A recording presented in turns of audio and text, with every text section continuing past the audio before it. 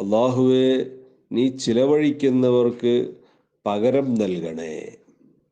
നന്മയിൽ ചിലവഴിക്കുന്നവർ, ദീനീ സ്ഥാപനങ്ങളെയും സംഘടനകളെയും പ്രവർത്തനങ്ങളെയും സഹായിക്കാൻ വേണ്ടി സമ്പത്ത് ചിലവഴിക്കുന്നവർ, അള്ളാഹു തആല ഇഷ്ടപ്പെടുന്ന മാർഗത്തിൽ കുടുംബത്തിന് വേണ്ടി, സുഹൃത്തുക്കൾക്ക് വേണ്ടി, ദീനിന് വേണ്ടി ഒക്കെ സമ്പത്ത് ചെലവഴിക്കുന്നവർ, ഇങ്ങനെ ചിലവഴിക്കുന്നവർക്ക് നീ നൽകണം ഖലഫൻ, പകരം നൽകണം.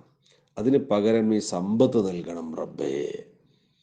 അവർക്ക് വീണ്ടും വീണ്ടും സമ്പത്തിൽ വർധനവ് നൽകണം. സമ്പത്ത് കൂടിക്കൊണ്ടേയിരിക്കട്ടെ അവർക്ക്.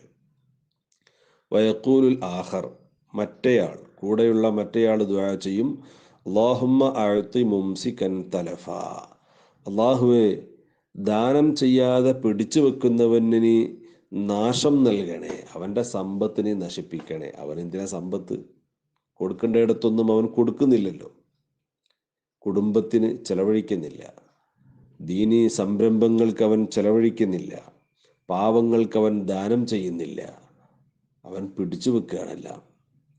അങ്ങനത്തവന് നീ തലഫ് നൽകണേ, നാശം നൽകണേ, അവൻ്റെ സമ്പത്ത് നശിച്ചു പോകണേ റബ്ബേ. അപ്പോൾ കൂടുതൽ കൂടുതൽ സമ്പത്ത് വർദ്ധിക്കും. കൂടുതൽ നാം നൽകുമ്പോൾ നമ്മുടെ കുടുംബത്തെ പോറ്റി വളർത്താൻ ആവശ്യമായ സമ്പത്ത് ചെലവഴിക്കണം. അവിടെ പിശുക്ക് കാണിക്കരുത്. ഭാര്യ മക്കളെ എല്ലാവർക്കും നന്നായിട്ട് അവർക്ക് ആവശ്യമുള്ളതെല്ലാം നൽകി അവർക്ക് വേണ്ടി ചെലവഴിക്കണം.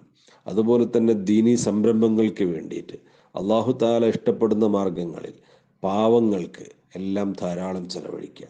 ചെലവഴിക്കുന്നതിനനുസരിച്ച് സമ്പത്ത് വർദ്ധിച്ചുകൊണ്ടേയിരിക്കും.